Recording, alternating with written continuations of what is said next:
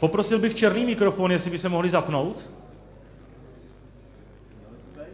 Děkuji. Neslyšíme?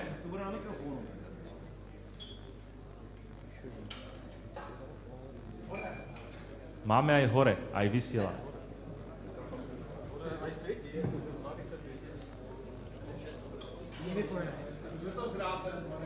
Došáhne ten drát? Prosím tě, jak je dlouho ty drát? My tam nevidíme. Ano. Takže poprosím, začínáme. Jestli to nebylo dostatečně srozumitelný, já chápu, že máte tam rozjednané nějaké věci u těch stánků, ale ty stánky tam budou až do večera. Já bych poprosil alespoň slovenské účastníky, aby přišli podpořit pana Vavra. Myslím si, že se dozví docela důležité informace. Teraz už ideme? Ideme. Už má... Tak sme zahviezdili, raz, dva, tri. Ide už aj ten? Ísť ide, ale neťahá. Výborne. Myslím, že 1. apríla už bolo dávnejšie, ale napriek tomu, ak máte záujem sa troška pobaviť, tak vám odporúčam internetovú stránku Regulačného úradu. Keď sme 2. vydali jednu tlačovú správu, niektorí ste ju čítali, usmievate sa, takže asi áno. Tí, ktorí ste nečítali, najmä z Českej republiky, tak odporúčam prečítať si. Dozviete sa, že napríklad Slovenská republika má približne 20 mobilných operátorov. Stále nikto neprichádza. A približne toľko satelitných operátorov. Už niektorí prichádzajú, fajn.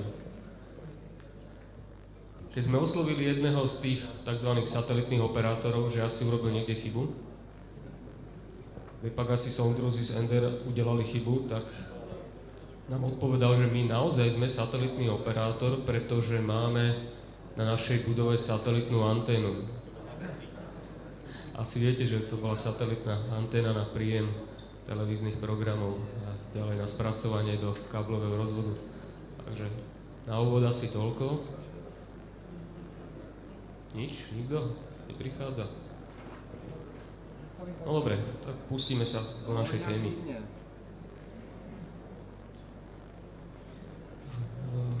Obsah prednášky v podstate vidíte. A povieme si niečo o hospodárení, koľko sme ušetrili.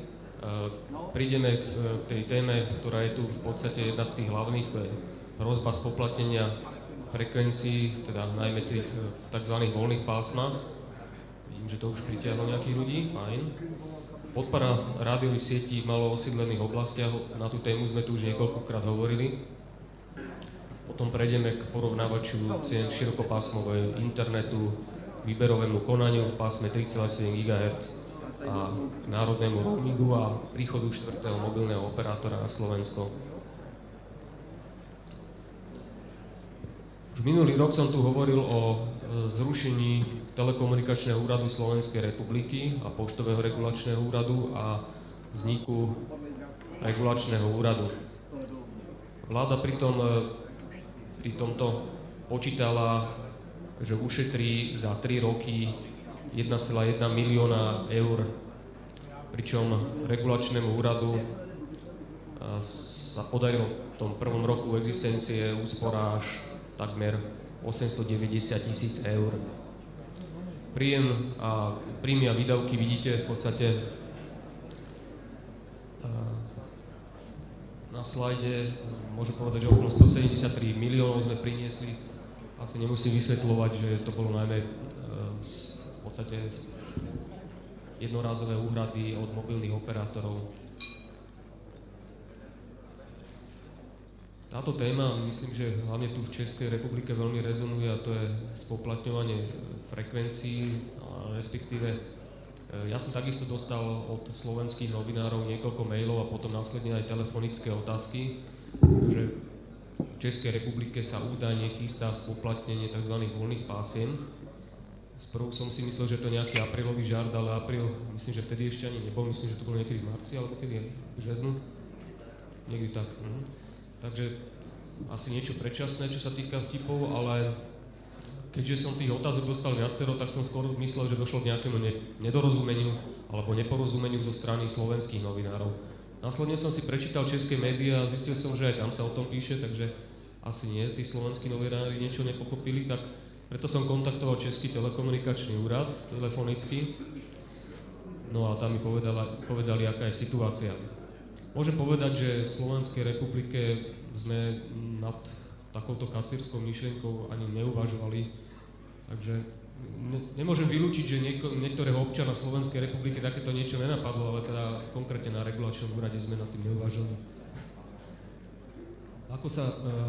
Ešte jedna téma, ktorá tu bola, a to je myslím to, že Ministerstvo priemyslu a obchodu chcelo prevzať alebo prebralo na seba vlastne vytváranie tých strategických materiálov, áno, stratégiu správa spektra a tak ďalej. No tak toto možno vysvetlím, ako to funguje na Slovensku. Nehovorím, že či je to lepšie alebo horšie, to asi budete lepšie posúdiť vy. U nás Ministerstvo dopravy, výstavby a regionálneho rozvoja robí návrh národnej politiky pre elektronické komunikácie a ďalších strategických materiálov. Napríklad aj návrh národnej politiky pre širokopásmový prístup, potom čo sa týkalo prechodu z analogového na digitálne vysielanie a tak ďalej. A tieto návrhy predkladá na schválenie vláde Slovenskej republiky. Okrem toho ministerstvo robí aj návrh národnej tabuľky frekvenčného spektra. Regulačný úrad, ten spolupracuje s ministerstvom pri tvorbe národnej tabuľky frekvenčného spektra, ale regulačný úrad vykonáva správu frekvenčného spektra a napríklad aj určuje úhrady za právo využívať frekvencie. A to spôsobom tzv. Opatrení úradu, respektíve sú to všeobecne záväzné právne predpisy. Keď sme tu tak uvažovali alebo hovorili, že či spoplatniť, nespoplatniť voľné frekvencie, my sme na Slovensku išli opačným smerom, to znamená, že už v roku 2012 sme znížili úhrady v priemere o 70%.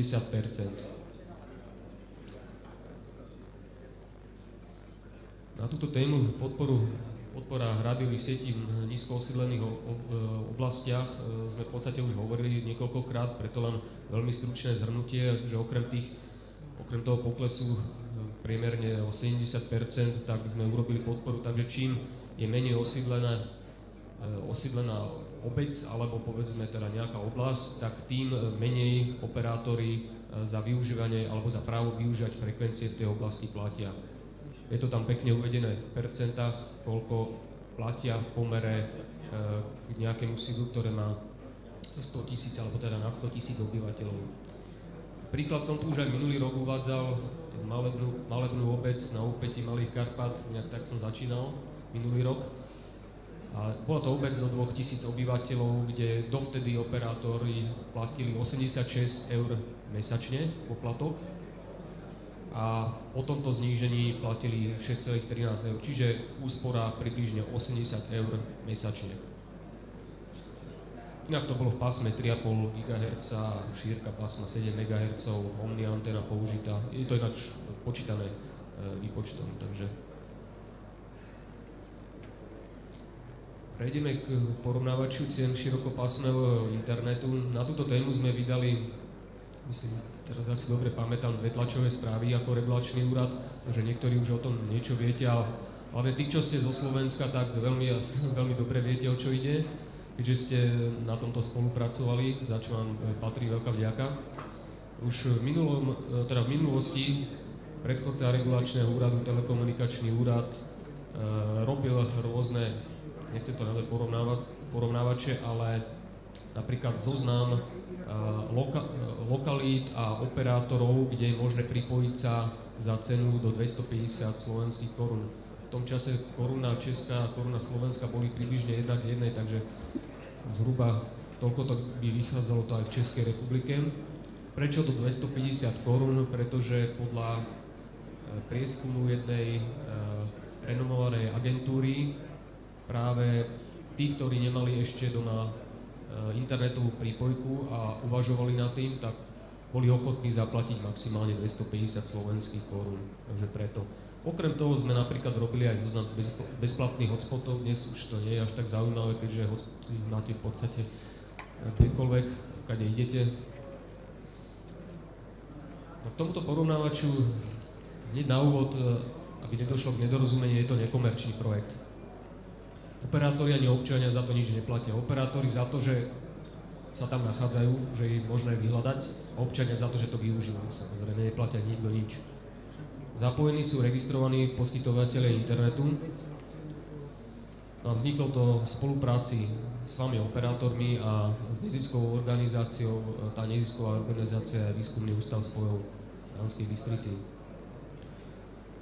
Už niekoľkokrát sme hovorili, že doteraz nebolo v takejto miere vytvorený porovnávač, aj keď rôzne komerčné porovnávače v minulosti existovali a niektoré aj existujú.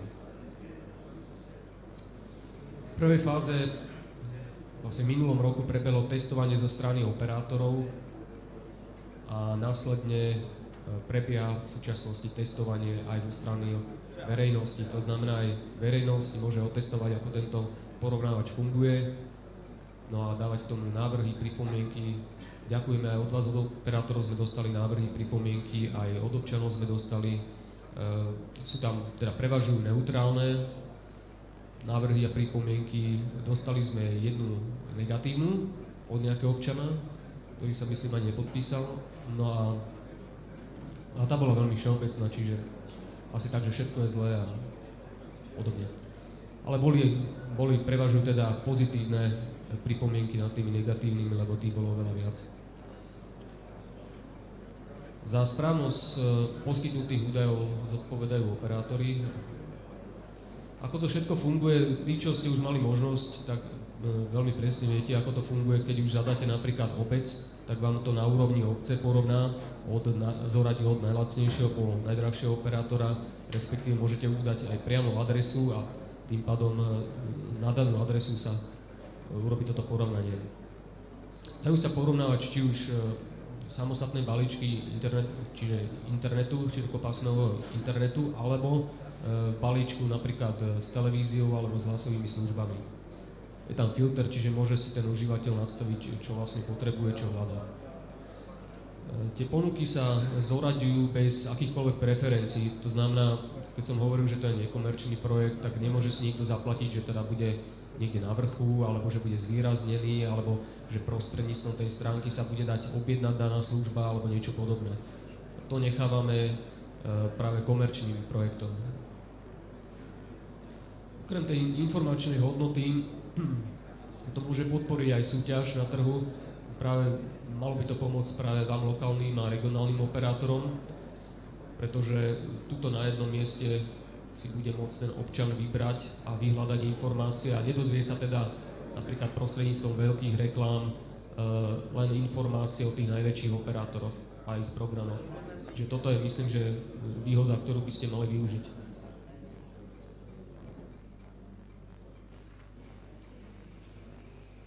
Výberové konanie v pásme 3,7 GB. Zatiaľ bolo, ako ste postrehli, zatiaľ bolo robené len výberové konanie, ktoré sa týkalo celoštátnych prídelov. Bolo to formou elektronickej aukcie, no a išlo o bloky so šírkou 40 MHz. Je to uvedené v podstate tej prezentácii a sú tam aj uvedené, kto zvíťazil. Boli traja úspešní uchádzači zo 4. Zaplatili viac ako, alebo takmer 1,2 milióna eur dokopy. Keď tým, myslím, zaplatili, tak nielen to, že majú už pravoplatné povolenie, ale skutočne už do štátnej kasy toľko zaplatili. Povolenia majú platné do konca roku 2024.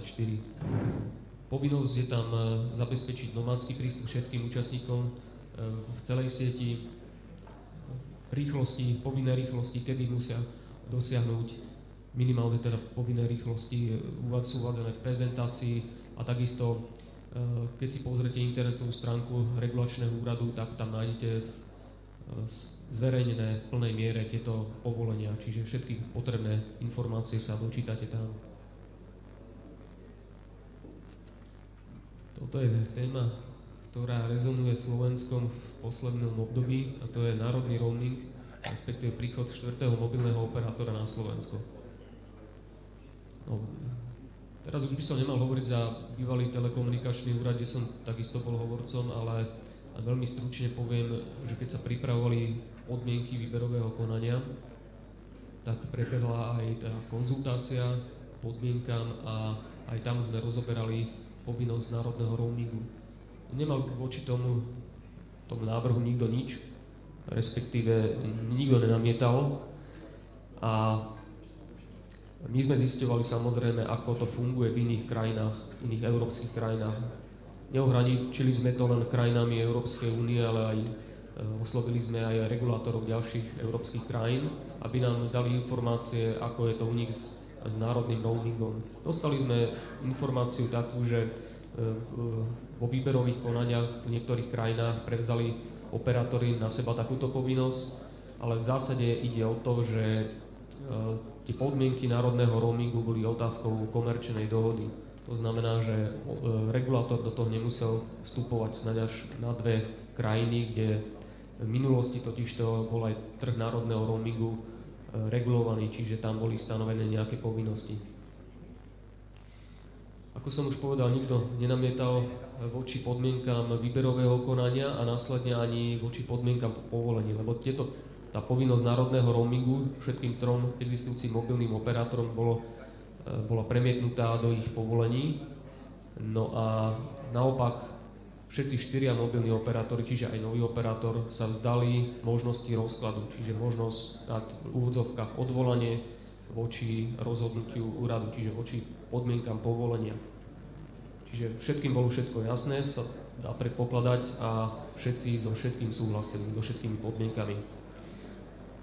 Podľa informácií, ktoré máme z médií, tak začali rokovania v tom čase medzi existujúcimi operátormi a štvrtým operátorom, ale nedošlo k dohode, preto sa nový operátor obrátil v novembri, listopadu na regulačný úrad a žiadal o riešenie sporu medzi operátormi, ktorý sa týkal podmienok poskytnutia národného roamingu.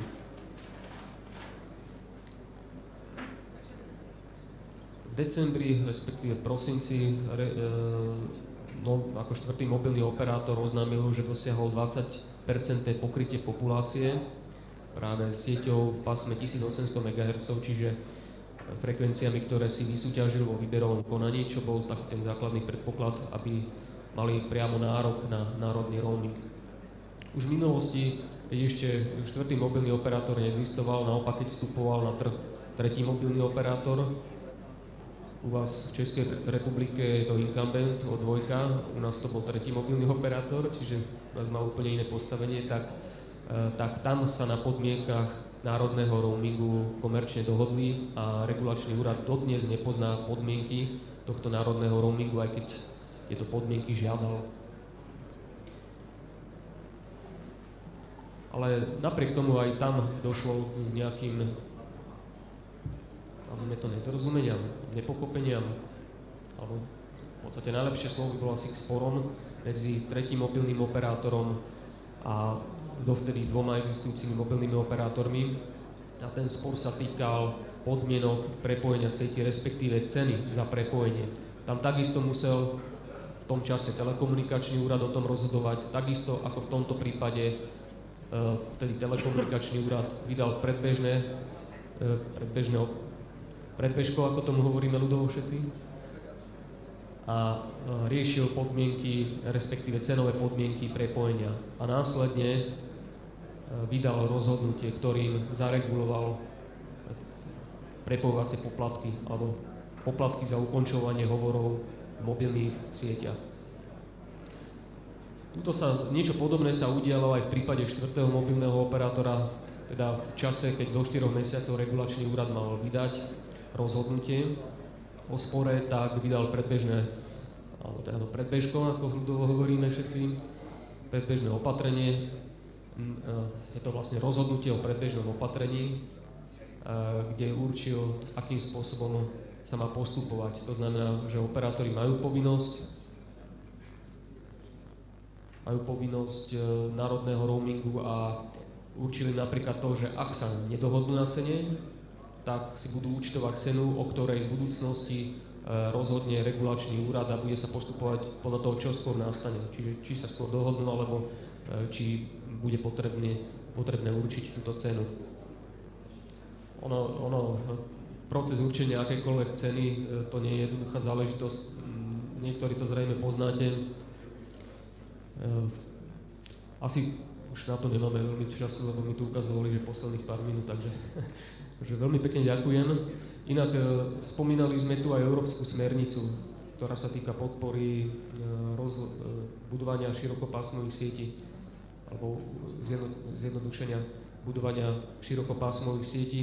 Taká informácia zo Slovenska, ako to u nás je, tak Ministerstvo dopravy, výstavby a regionálneho rozvoja pripravuje novelu zákona. No a v najbližších týždňoch by mala byť predložená a prebehne k nej pripomienkové konanie. Do polovice roku by už to malo byť predložené vláde následne. Čiže malo by to byť veľmi rýchle, podľa toho, aké máme informácie, a malo byť predpokladaná účinnosť tej novely je od vlastne 1.1. budúceho roku. Neviem, či som sa dotkol všetkých tém, ktoré sme tu doteraz hovorili. Já předpokládám, že jo, ale pokud se někdo chce zeptat ještě ze slovenských uživatelů, má nějaký dotaz, tak mu dáme příležitost. Pokud ne, tak já bych panu Vavrovi poděkoval. Velice rád bych vás pozval, jestli jste tady byl na to úvodní slovo, tak velice rád bych vás pozval september, október, začátkom októbra na Slovensko, nebudete to mít, a možná, že to budete mít dál z Bratislavy než sem, do Liptovského Mikuláša, Jasenovský hotel Družba, a budu rád, když přijmete naše pozvání a když budete slovenské uživatele informovat o těch věcích, které jste avizoval, že teda v průběhu roku budou nabíhat, takže budou mít nejčerstvější informace. A tady jsem si dovolil ještě, už jste jedno dostal z internetu pro všechny kdysi, tak. Ďakujem pekne. Dúfam, že to nebude považované za úplatok, lebo to by som nemohol prevzať. Skontrolujem, áno. Úplatok to nie je, obálka s peniazmi to nie je, všetci to vidíme v poriadku. Ďakujem pekne.